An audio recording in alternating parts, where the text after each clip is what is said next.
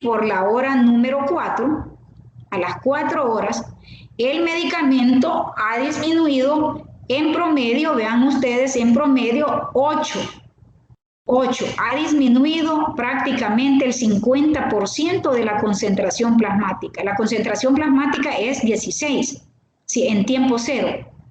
A medida que va transcurriendo el tiempo, ¿verdad? La concentración plasmática va disminuyendo. Cuando yo llevo a la hora 4, voy a tener una concentración plasmática aproximadamente del 8 microgramos por ml. Cuando yo llevo la hora 6, voy a tener en promedio como unos 6. Y cuando yo tengo, miren acá, 8 horas, voy a tener en promedio, ¿verdad? En promedio 4 microgramos por ml. Entonces, aquí nosotros estamos viendo cómo la concentración va reduciendo a través del tiempo. A tal grado, ¿verdad? Que nosotros vamos a ver cómo aquí B, que decíamos nosotros que es el volumen de distribución, va a ser igual a la dosis que yo administré, que es de 16, entre la concentración plasmática. Y la vida media de un fármaco vamos a decir nosotros que es igual a el tiempo que tarda en reducir la dosis al 50%. Entonces, ¿cuánto sería la vida media aquí? 4 horas se tardó en reducir la concentración plasmática de 16 a 8. ¿Ya? Lo mismo podemos observar aquí, tiempo versus concentración. A medida nosotros administramos una dosis a la hora 0, ¿verdad? Vemos que la dosis es de 32 microgramos por ml, pero a medida va transcurriendo el tiempo, la concentración plasmática de esa droga va a disminuir, ¿verdad? Y allí por las 8 horas nosotros hemos observado, ¿verdad?, que la concentración plasmática ha disminuido hasta un promedio de 4 microgramos por ml, ¿verdad? Y aquí vemos nosotros la vida media, que ya decíamos que es cuando la concentración se ha reducido al 50% para ser eliminada. Entonces, ¿qué es vida media? Tiempo en reducir la concentración plasmática de un fármaco al 50%. Vida media terminal. Fíjense que no todos los medicamentos tienen vida media terminal. Aquí les ponen un ejemplo de la gentamicina y también de la indometacina en su libro. La gentamicina es un antibiótico de tipo aminoglucósido. Esta es altamente nefrotóxica y es nefrotóxica porque tiene una vida media terminal. ¿Qué significa? Que la gentamicina tiene un volumen de distribución no solamente en un compartimiento central, sino que en compartimentos secundarios. Es decir, que la gentamicina se va a ir al compartimento renal. Y como se va al compartimento renal, la vida media normal de la gentamicina es de 2 a 3 horas. Pero la vida media terminal por irse a esos compartimentos secundarios va a ser de 53 horas, lo cual la convierte en un fármaco altamente nefrotóxico. Aquí tenemos volumen de distribución, que ya lo habíamos visto, cantidad del fármaco en el cuerpo, entre lo que es la concentración del fármaco en el cuerpo. Y aquí tenemos nosotros la administración repetida de un fármaco es dependiendo de la vida media. Si nosotros pónganle aquí que tenemos el acetaminofén, ¿verdad? En tiempo cero yo administro acetaminofén, me hace una concentración plasmática terapéutica adecuada para producir un efecto máximo de aliviar fiebre, dolor e inflamación. ¿Qué pasa con el tiempo? Con el tiempo el acetaminofén va a reducir los niveles o las concentraciones. Antes de que se reduzca a una concentración, ¿verdad?, que no haga efecto, yo administro la siguiente dosis. Antes que me disminuya el efecto, voy a administrar la siguiente dosis y así sucesivamente.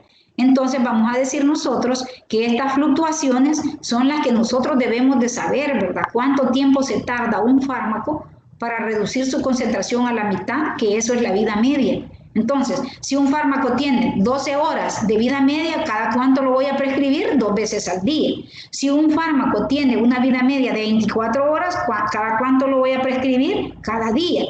Si un fármaco tiene una vida media de 48 horas, ¿cómo lo voy a prescribir? Cada 2 días. Si tiene una vida media de 4 horas, ¿cómo lo voy a prescribir? Cada 6 horas. Entonces, para eso sirve la vida media, para dosificar el tiempo en que voy a dar la siguiente dosis. Acuérdense que las dosis son por kilo de peso. Por ejemplo, un ejemplo así bien sencillito, el acetaminofén. Se prescribe a 10 a 15 miligramos por kilogramo de peso. Quiere decir que si yo tengo un niño que pese 10 kilos y le doy la dosis de 10 o de 15, pongámoslo de 15, multiplico 15 por 10, me salen 150 miligramos dosis que le tengo que estar dando a ese niño. Entonces quiere decir que si esto fuera acetaminofén, aquí yo le di 150, me hizo el efecto terapéutico.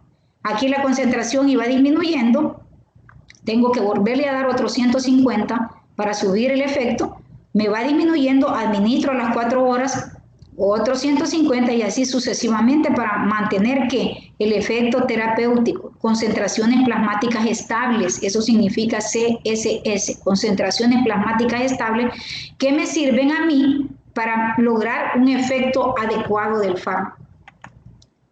Entonces, vamos a decir que F, ya aquí F no es si ustedes recordarán, biodisponibilidad, que significaba F, va a depender de la tasa de dosificación y la tasa de dosificación va a depender del aclaramiento por la concentración del fármaco en estado estable. Esto es bien interesante. La biodisponibilidad de que depende de la tasa de dosificación y la tasa de dosificación es igual al aclaramiento, es decir, a la eliminación del fármaco en base a la concentración de este fármaco en estado estable. Y aquí volvemos a ver lo mismo que teníamos en la imagen anterior. Si yo al tiempo cero administro un medicamento, este va a tener una latencia, que es el tiempo que se tarda para lograr un efecto deseado, ¿verdad? Aquí empezamos a ver nosotros un efecto deseado, pero luego transcurre el tiempo y vamos a obtener un efecto pico, un efecto máximo. Si es para quitar el dolor, efecto analgésico. Pero con el tiempo, las concentraciones plasmáticas empiezan a disminuir, ¿verdad? Y vean ustedes, va con el tiempo, las concentraciones empiezan a disminuir, ¿verdad? Para tener un efecto que no es el efecto terapéutico. Es aquí donde nosotros debemos administrar otra dosis para lograr, ¿verdad?, el efecto terapéutico. Entonces, aquí tenemos nosotros efecto, concentración para lograr un efecto mínimo y para lograr la concentración para lograr un efecto máximo. Y aquí vemos cómo a medida va transcurriendo el tiempo, la concentración va a disminuir. Entonces, podemos decir nosotros que estamos ante, ¿verdad?, una relación de tipo inversa. ¿Por qué? Porque a mayor tiempo, menos concentración. A mayor concentración, menos tiempo, ¿verdad? Igual, lo mismo que estábamos explicando en esta imagen. Aquí tenemos la tasa de eliminación, que esta tiene que ver mucho con lo que es el coeficiente de flujo. Q significa flujo. Y esto va a ser igual a CA menos Q. CA quiere decir el flujo arterial menos el flujo por el flujo venoso. Entonces, la tasa de eliminación tiene que ver mucho con el flujo arterial y flujo venoso que tienen los diferentes órganos y sistemas, ¿verdad? Entonces, el aclaramiento tiene que ver con el flujo. Entre más flujo recibe un órgano, mayor aclaramiento va a tener en función de tiempo, ¿verdad? Y este flujo prácticamente es un flujo arterial venoso, ¿verdad?, sobre el flujo o la concentración arterial, que de esto va a depender básicamente lo que es el aclaramiento o flujo por eliminación, en conclusión, ahí, ¿verdad? Y aquí tenemos también lo que habíamos visto, la tasa de dosificación va a depender de la concentración plasmática objetivo que nosotros tengamos y esta al mismo tiempo, ¿verdad?, del aclaramiento sobre lo que es la biodisponibilidad. Entonces, la concentración plasmática en estado estable va a ser igual a la biodisponibilidad por la dosis sobre lo que es el volumen de distribución en estado estable por lo que es, aquí no sé qué significa Esta es una constante. Pero vean ustedes, ahí en su libro les mencionan, ejemplo, la fenitoína. Si un paciente me llega convulsionando a la unidad de emergencia, yo tengo que administrar una dosis de ataque, una dosis de impregnación, le llamamos nosotros. La dosis de fenitoína de impregnación es una dosis, fíjense bien, de 15 a 20 miligramos por kilogramo de peso. ¿Cuándo yo voy a administrar una dosis de impregnación de un fármaco? Cuando el tiempo que tarda el fármaco en alcanzar el estado, la concentración en estado estable sea muy lento. Es decir, si el paciente está convulsionando enfrente de mis narices, yo debo de parar esa convulsión. Entonces, si ese medicamento, en el caso de la fenitoína, que sirve para eso, para parar las convulsiones, si la concentración en estado estable se tarda mucho tiempo, yo necesito administrar un bolus o una dosis de carga o una dosis de impregnación. ¿De cuánto es esa dosis de fenitoína? De 15 a 20 miligramos por kilogramo de peso. Pero luego yo tengo que administrar una dosis de mantenimiento de la fenitoína. ¿A cuánto representa esa dosis de mantenimiento? De 5 a 10 miligramos por kilogramo de peso. ¿Qué significa eso? Que yo ya administré la dosis de impregnación o de carga, ya obtuve la concentración plasmática en estado estable, ya detuve la convulsión del paciente, ya obtuve una buena biodisponibilidad con mi dosis que administré de carga, voy a tener un adecuado volumen de distribución en estado estable, por lo tanto voy a tener una adecuada aclaramiento o eliminación. Ahí en su libro les aparecen unos ejemplos. Yo creo que si escuchan mi audio y van revisando y cualquier duda que tengan, con mucho gusto se las puedo aclarar, ¿verdad? Esto no lo van a aprender solo de escuchar, tienen que leer su libro, jóvenes. Este libro es muy precioso, pero también hay que saber muchos conceptos básicos de fisiología para poder entenderlo. Creo que era la última diapositiva, no sé si tengamos algún tiempito, ahorita tengo las 11:24, vea unos 10 minutos para preguntas si tienen. Hola. Hola. Doctora, una duda. Sí, ajá, dígame. Usted decía que la acción del acetaminofén es de 4 horas, pero se receta cada 6 horas. No sé si La es vida media, les dije, la vida media del acetaminofén es de 4 a 6 horas. Usted la puede prescribir a cada 4 horas o cada 6 horas o cada 5. No saliéndose de eso, ni menos de 4 ni más de 6. ¿Estamos? Sí, gracias. ¿Alguien más? Doctora, Dígame. una consulta. No me quedó muy claro qué eran los recubrimientos entéricos. Un recubrimiento entérico, por ejemplo, la aspirina.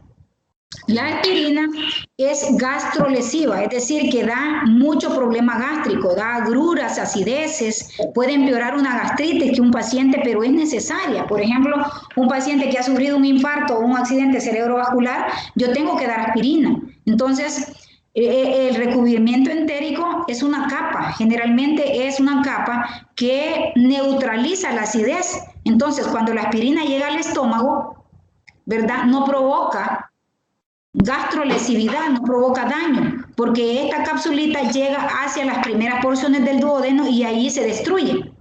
Entonces, esa es una cubierta entérica, pero las cubiertas entéricas, por definición, disminuyen la absorción farmacológica, entonces no son muy recomendables. De hecho, la aspirina con cubierta entérica desapareció de los mercados.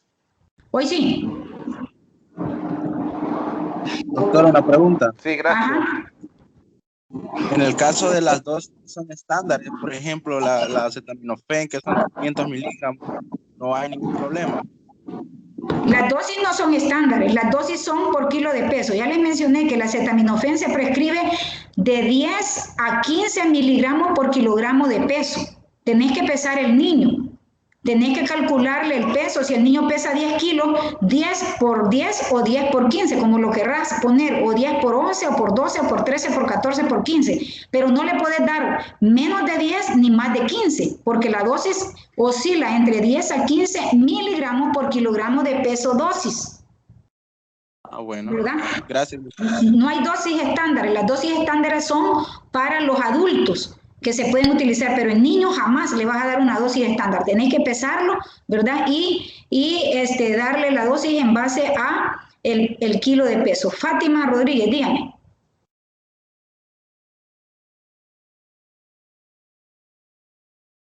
¿Alguien más? Si no, damos por terminada la clase. Yo, doctora, Yo yo tengo una consulta. Vamos a ver. Si un paciente sufre convulsión y queremos detener la convulsión de forma rápida, pero como los espasmos de la persona nos impiden, o sea, darle una administración rápida, ¿qué vía de administración debemos usar? ¿Intravenosa, subcutánea, intramuscular? ¿O cuál de todas las vías es la más formable? Porque Para parar una convulsión tenés que utilizar la vía intravenosa. ¿Cómo? No sé, pero las enfermeras le toman vena rápido al paciente, ¿verdad? Es vía intravenosa. Por ninguna otra vía vas a parar una convulsión. Tiene que ser directamente a la circulación sistémica que llegue al cerebro a frenar el foco epileptógeno, ¿verdad? Es vía intravenosa toda la vida. ¿Alguien más?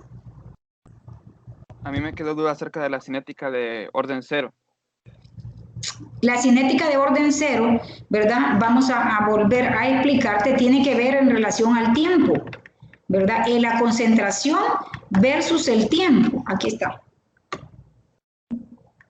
¿Verdad? ¿Qué dice? Mira, dice, la cinética de orden 0 es una cantidad de fármaco que se va a metabolizar por unidad de tiempo. En la cinética de primer orden, que la utilizan muchos fármacos, es en base a la concentración del fármaco. En esta es el metabolismo en base al tiempo. En el caso de la fenitoína, ¿verdad? Se está metabolizando en base al tiempo que va transcurriendo. Así es el metabolismo, más rápido o más lento.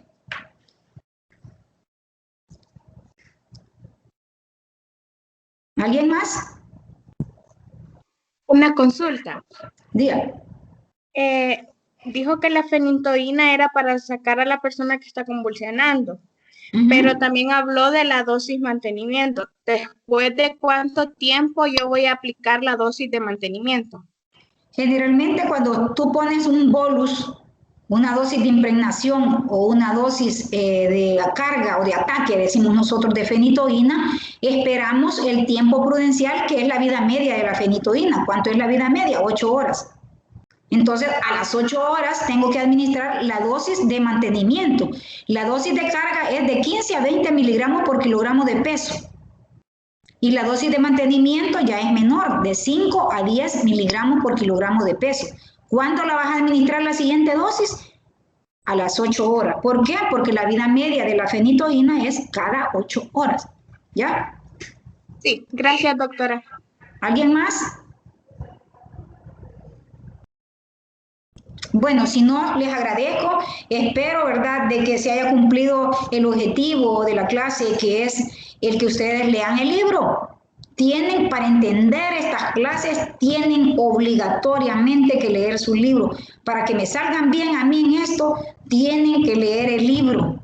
De lo contrario, no van a poder saber qué es esto. Tienen que repasar algunos conceptos básicos de fisiología, ¿verdad? De fisiología más que todo, porque la farmacología es una integración de fisiología, bioquímica y de anatomía también, acordarnos mucho de la anatomía. Así que les agradezco, espero en Dios que hayan entendido un poco, ¿verdad? Y de eso se trata, de que estemos aquí retroalimentándonos, lean, hagan preguntitas, háganse preguntas y atáquenme, ¿verdad? A mí me gusta que me pregunten, porque de eso se trata, de que ustedes entiendan. Y si tienen dudas, cuando vayan leyendo su libro, saquen aparte, no entendí esta parte, la voy a preguntar a la doctora en la clase.